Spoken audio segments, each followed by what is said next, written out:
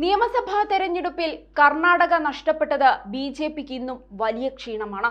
അതാണ് ലോക്സഭാ തെരഞ്ഞെടുപ്പിലേക്കുള്ള വിജയക്കൊടി പാറിക്കാൻ പല പദ്ധതികളുമായി ബി.ജെ.പി ഇറങ്ങുന്നത്. അതുപോലെ തന്നെയാണ് ജെ.ഡി.എസിന്റെ കാര്യവും.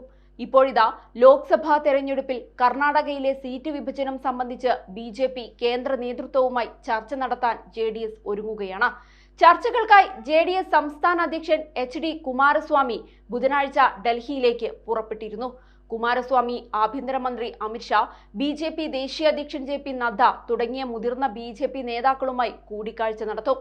ലോക്സഭാ തെരഞ്ഞെടുപ്പിനുള്ള സീറ്റ് വിഭജനം സംബന്ധിച്ച ചർച്ചകൾ ഇനിയും നടന്നിട്ടില്ലെന്ന നിലപാടിലാണ് ഇരു പാർട്ടികളുടെയും നേതാക്കൾ.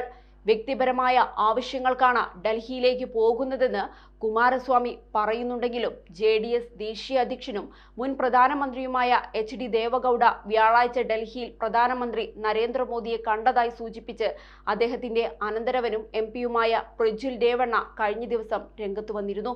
കർണാടകയിൽ നിന്നുള്ള രാജ്യസഭാംഗമായ ദേവഗൌഡ പാർലമെന്റ് സമ്മേളനത്തിൽ പങ്കെടുക്കാൻ ഡൽഹിയിലായതിനാൽ ഇരുവരും മോദിയെ കാണാനും സാധ്യതയുണ്ട്.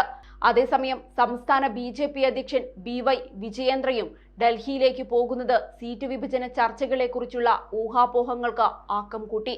പാർട്ടി യോഗത്തിൽ പങ്കെടുക്കാൻ രാജ്യതലസ്ഥാനത്തേക്ക് പോകുകയാണെന്ന് വിജയേന്ദ്ര വ്യക്തമാക്കിയിട്ടുണ്ട്.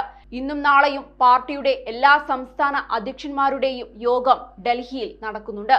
അതിനാൽ ഞാൻ അതിൽ പങ്കെടുക്കാൻ പോകുന്നു. സന്ദർശനവേളയിൽ സ്വാഭാവികമായും ഞാൻ എല്ലാ പാർട്ടി നേതാക്കളെയും ദേശീയ അധ്യക്ഷനെയും കാണാൻ ശ്രമിക്കും.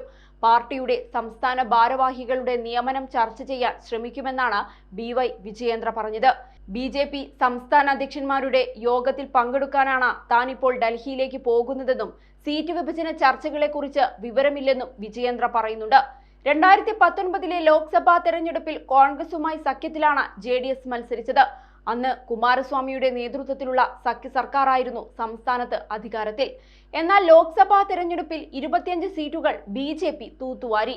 ഒരു സീറ്റിൽ അവർ പിന്തുണച്ച സ്വതന്ത്ര സ്ഥാനാർത്ഥിയായ അംബരീഷ് വിജയിച്ചു. കോൺഗ്രസിനും ജെ.ഡി.എസിനും ഓരോ സീറ്റിൽ മാത്രമായിരുന്നു വിജയിക്കാൻ സാധിച്ചത്.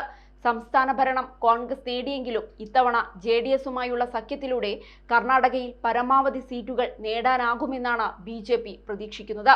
പഴയ മൈസൂരു മേഖലയിലേതുൾപ്പെടെ 10 സീറ്റുകളാണ് ബി.ജെ.പി സഖ്യത്തിൽ ജെ.ഡി.എസ് ശ്രമിക്കുന്നത്.